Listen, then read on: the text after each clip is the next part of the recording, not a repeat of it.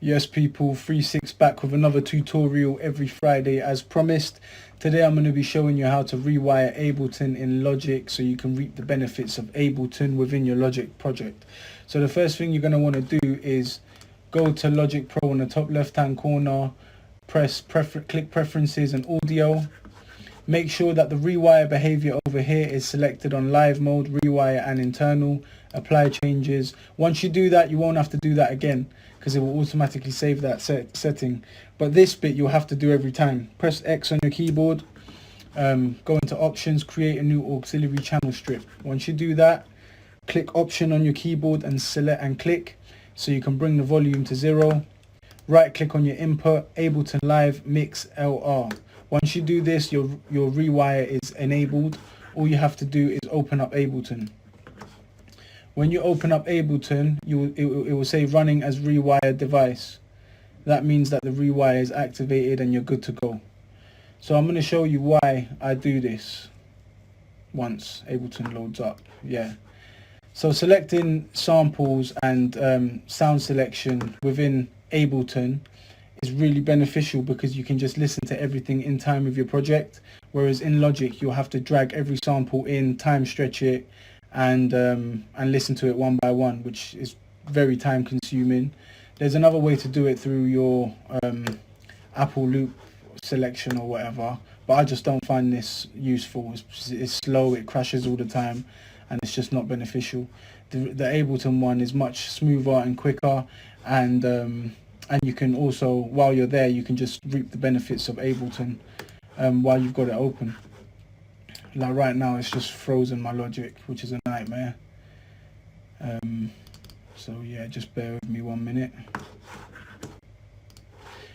When you're in Ableton, press the tab button on your keyboard so you can open up this viewer. You can view your project like this. I'm just gonna close that, and then if I press spacebar, still frozen. Sorry, bear with me 1 minute, guys. There we go. Let me just close that. Alright, so you see now if I press spacebar, both projects are playing in time with each other, and this is what you want. So what I'm going to do just to show you quickly is select any folder I've got here, or you can also search it in the search bar, and then, like for example, top, and then go on all samples, and then it will show you all the tops or whatever you've searched for in all results. So a good benefit of this is, I'm just going to go to the D-Perfect records here so you can just see what I'm talking about. So if I press spacebar and then I select any sound here, it will play it in time with my project.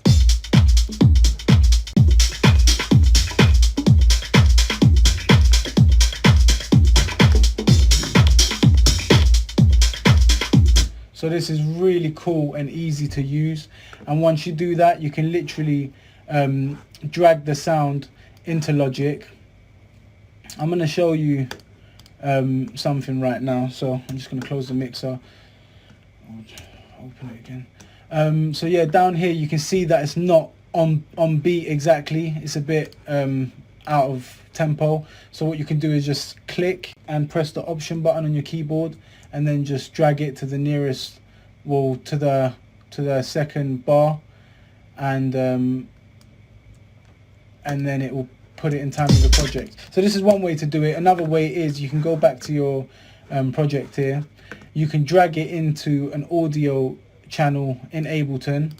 Once it's there, it will automatically be on time, on beat. You can't just drag it from here into Logic because it will still be out of tempo. So what you're going to have to do is press Command and J and consolidate it in Ableton, and then once you do that, you can drag it into Logic and it will be in tempo. The only time I would really consolidate is if you double click, is if I tweak anything here, then I'd consolidate it and drag it into Logic. Otherwise I would usually just drag it into Logic and quickly time stretch it within Logic. It's just quicker to do it that way. While we're here, I'm going to show you another benefit of Ableton. If you go to preserve, click Transients, and over here with the left and right arrow, click that and just click on the right arrow. And then if you do that, I'm just gonna solo Ableton, the Ableton channel here in Logic. So that's the loop. Now what you can do here is click on the arrow and then move the percentage down.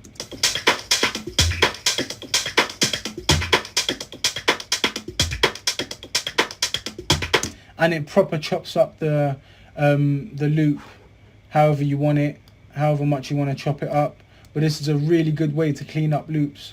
This is a proper helpful tool that I literally use in every project that I work on. Now if I unsolo it,